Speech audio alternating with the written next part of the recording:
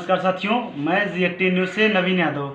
आज मैं प्रतापगढ़ जिले के 244 रामपुर खास विधानसभा में युवा नेता प्रगतिशील समाजवादी पार्टी के प्रदेश महासचिव, अधिवक्ता सभा और रामपुर खास के आगामी प्रत्याशी जो कि हाई कोर्ट के वकील हैं उमेश प्रताप यादव जी, इनके पास हम मौजूद हैं। आइए हम इनसे बातचीत करते हैं। तो हम देख रहे हैं कि कल ही अभी राष्ट्रीय अध्यक्ष अखिलेश यादव ने बसपा और सपा से गठबंधन किया है। इस क्लब की चर्चाएं बहुत तेज हो गई, इसके बारे में आपको क्या कहना है? पहले तो मैं आपको और आपके चैनल को दीपावली की बहुत बहुत बधाई देता हूं। सभी प्रदेशवासियों को दीपावली की बहुत बहुत बधाई और देशवासियों को दीपावली की बधाई देता हूं।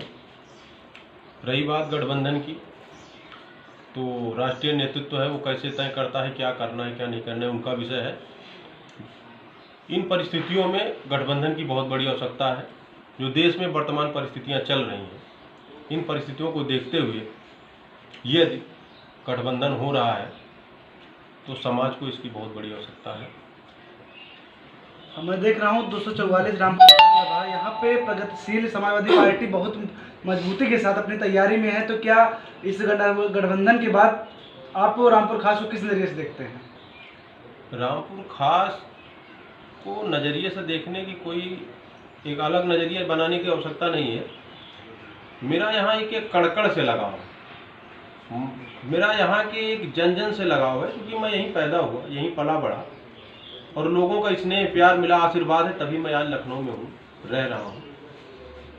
तो अन्याय के खिलाफ आप लगातार आवाज़ उठाते रहते हैं, गरीबों के साथ खड़े रहते हैं और गरीबों के बीच अब जो समाज है पूरा रामपुर खास, उसमें आपकी चर्चा बनी रहती है। आखिर इसकी मुख्य वजह क्या है? देखिए, मैं भी किसान परिवार से हूँ, छोटे परिवार से हूँ। तो अन्याय, अगर लोगों के साथ अन्याय हो रहा है, कुछ गलत हो रहा है, तो आवाज़ उठाना, चूँकि मैं उनकी पीड़ा को बहुत अच्छे से समझता हूँ। मैं किसी राजा के घर का नहीं हूँ, न किसी बड़े घराने का हूँ, न मेरा कोई किसी से बहुत बड़ा संबंध है, न कोई बड़ी हैसियत का हूँ। तो मैं बचपन से पला बड़ा, मैंने देखा है कि गाँव गरीबी किस तरह होती है, संघर्ष किस तरह होता है, लोगों के साथ सामंतशाही व्यवस्था है इस जनपद में। सामंती लोग किस तरह लोगों को सताते हैं कि वो अच्छे कपड़े पहनते हैं तब भी दिक्कत होती है। और हम देख रहे हैं कि रामपुर खास विधानसभा में किसी एक को व्यक्ति का लगातार कई वर्षों से मतलब कि वर्चस्व कायम है। तो आपको इस विधानसभा में कांग्रेस से भी लड़ना है, बीजेपी से भी लड़ना है, तो आप आखिर ऐसी किस तरह की लड़ाई लड़ेंगे कि आप दोनों से लड़ाई लड़कर इस किला को ढहाने का काम करेंगे?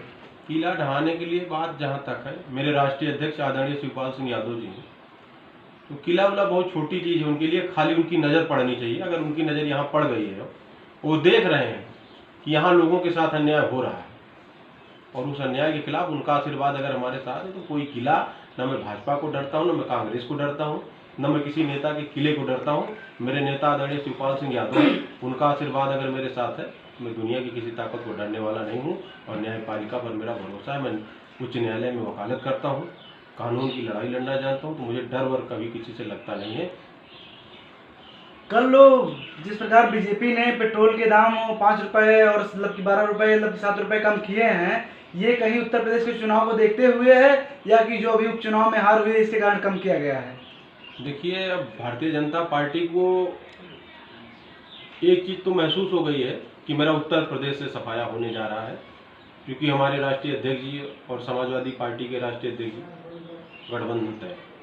तो इन परिस्थितियों में भारतीय जनता पार्टी को महसूस हो गया है कि उन्होंने अपनी पूरी जुमलेबाजी से किसान परेशान, नौजवान परेशान, महिलाएं परेशान और आए दिन किसानों की हत्याएं हो रही, किसानों पर उनके मंत्री गाड़ी चढ़ा रहे हैं। तो आप 1 लाख बढ़ा के 10 रुपये उसमें से कम कर दो, तो इससे देश की जनता और प्रदेश की जनता ये समझ चुकी है कि आपने देश और प्रदेश को किस तरह लूटा है, किस तरह ठगा है।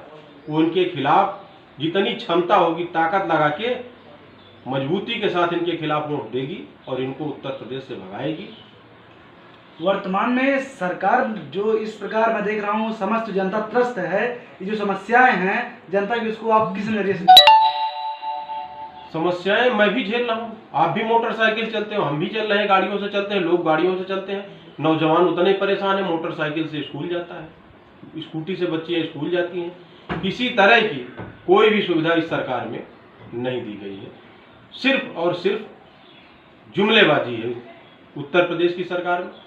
भारत की सरकार में, और आने वाले समय में हिंदुस्तान की जनता, उत्तर प्रदेश की जनता 2022 के चुनाव में उत्तर प्रदेश की जनता इसका मुंहतोड़ जवाब देगी। और हमारी सरकार आती है तो हमारे नेता आदरणीय शिवपाल सिंह यादव जी परिवार के एक सदस्य को नौकरी, और यदि नौकरी उस समय किन्हीं कारणवश नहीं तो 5 लाख रुपए का करंट में उसको अमाउंट दिया जाएगा, जिससे वो अपना कोई बिजनेस व्यवसाय कर सके। आप 2022 को चुनाव को देखते हुए रामपुर खास की जो जनता है, जो दबी कुचली जनता है, जो पिछड़े अल्पसंख्यक हैं, उनको आप क्या संदेश देंगे?